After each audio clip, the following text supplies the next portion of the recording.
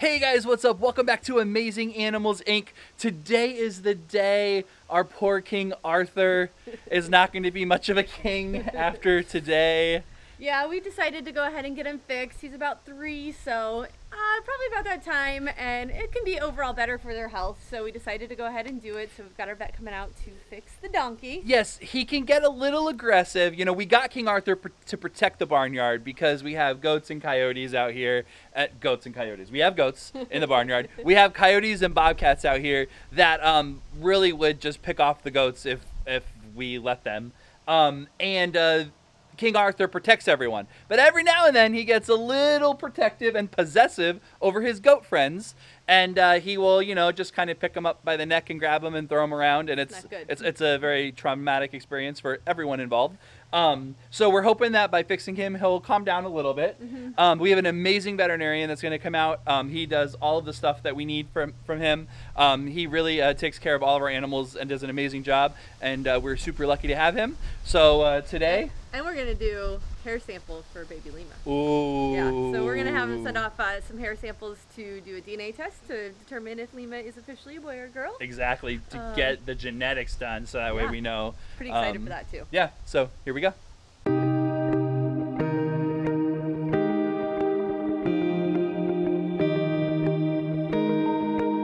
So today we're hosting a birthday party at the sanctuary. It's something that we do. It's really fun. It's a private experience. It's just you and your group, and you get to have the whole sanctuary to yourself. We have a beautiful pavilion up here in the front of the park that a Girl Scout troop made for us. And you get a private show, have animals to yourself. You get to go in the barnyard, play with all the animals in the barnyard, see everything. It's really fun to have your birthday party here at Amazing Animals.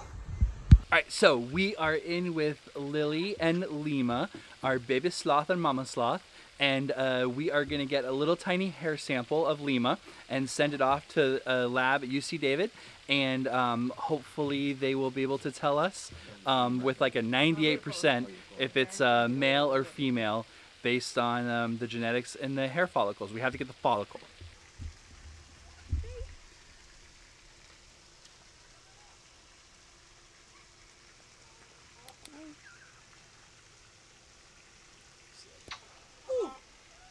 Doesn't even care. Let me see that. Perfect. All right, so Lima is just doing so great. Over 4 months old now. This is going to take a couple weeks to get the lab results back. We're going to send the hair samples to UC Davis, and they actually DNA sexed our capybaras earlier this year too. So really exciting. It's a pretty good percentage of correctness that they have for that test. And we are going to definitely let our adopters, our Lima adopters, thank you guys who support Lima, they're going to get the first snow, and then we'll do a cute little gender reveal for Lima. So really excited. I'm thinking boy. You guys leave comments and see, let's hear some guesses, boy or girl, of what baby Lima is going to be. All right, so we have our amazing vet, Dr. Matt here, and we are getting King Arthur fixed. He's about 3 years old. He's been a little spunky lately still, so we decided we would get him fixed. So it might calm him down, mellow him out a little bit, and he is getting a little sleepy behind us. So it should be a good, easy procedure. We'll let him recover in here, and he should be good to go.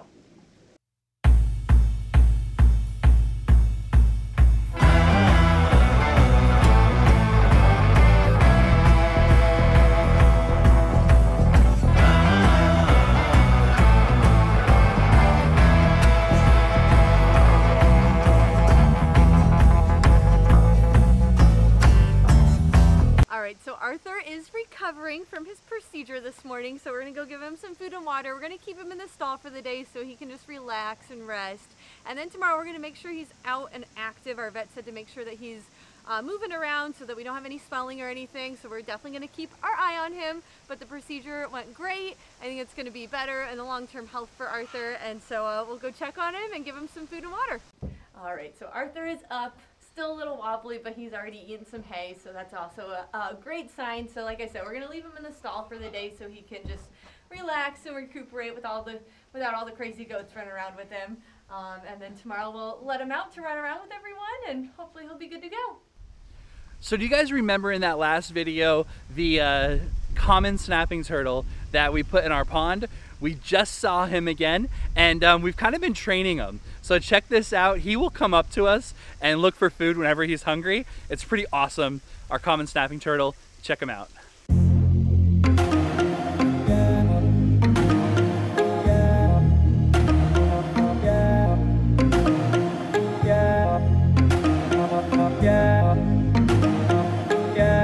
So preventative maintenance is one of the most important things we can do for a small facility like ours. We don't have a huge budget for a veterinary program, and we have to really pick and choose what we do veterinary wise because it can get very, very expensive.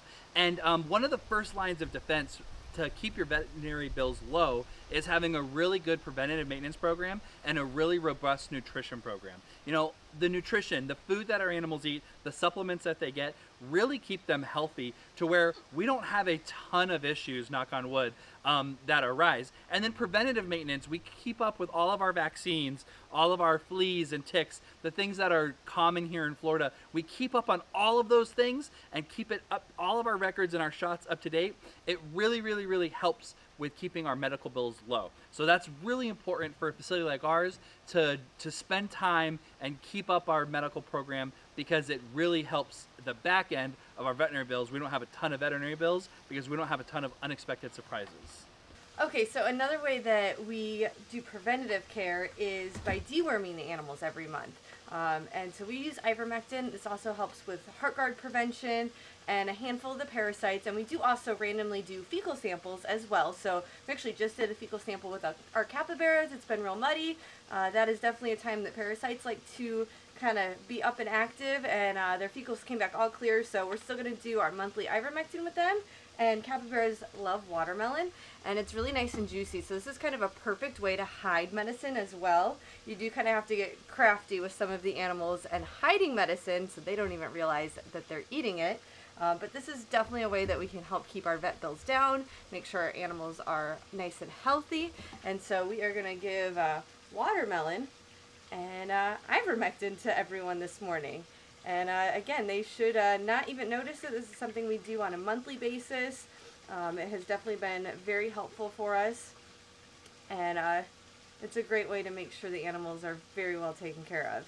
And this is also something that, you know, heart guard and fleas, you can do with your pets at home. Now, we have our vet that we work very closely with, and we make sure that he gives us the proper dosages for all of these animals for each meds that we use. So you definitely want to make sure you're talking to your vet and getting a proper preventative health care for your pet as well.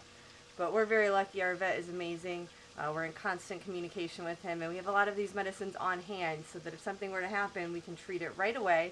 And he knows that we're taking proper care of them as well. All right, so capybaras, foxes even like the watermelon, sloths, so literally all of our animals every month get dewormed. So I'm going to finish ivermecting everyone, and we'll go feed them. So another preventative that we do as well is vitamins. So, you know, you and I need vitamins.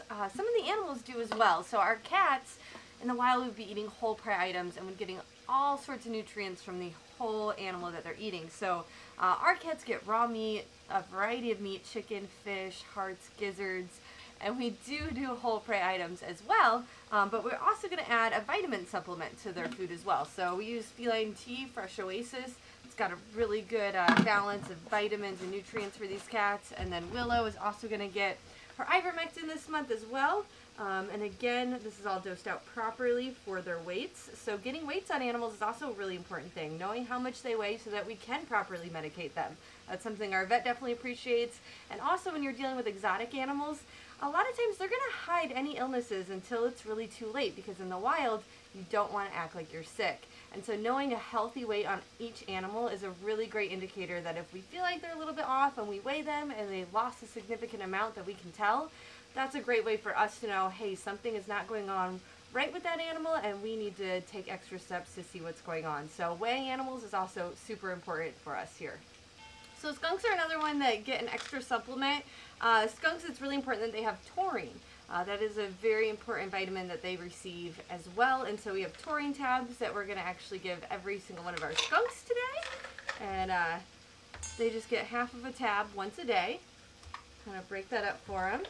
And then they're also going to get their fresh fruits and veggies like they typically do.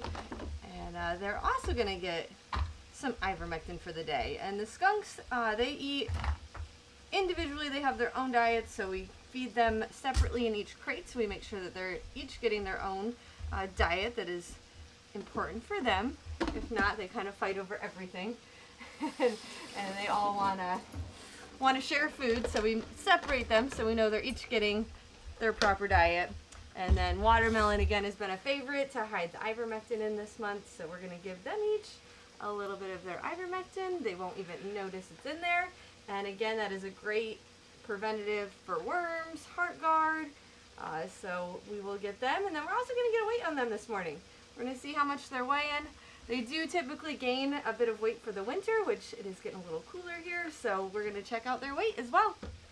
Thank you guys so much for checking us out today. We hope you enjoyed it. Our veterinary program is pretty intense, and it's very important, and Arthur looks like he's doing really well. Yeah, so kind of nice to have our vet out.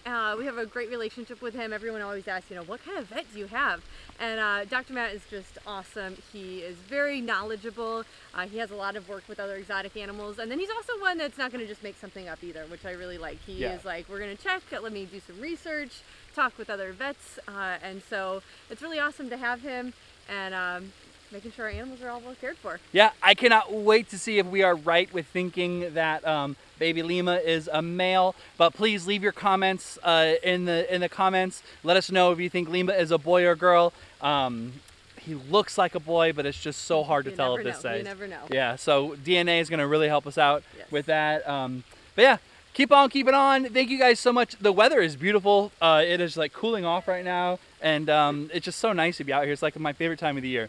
But thank you guys for checking us out. Thank you for watching us. Stay safe. And as always, go out there, do something amazing.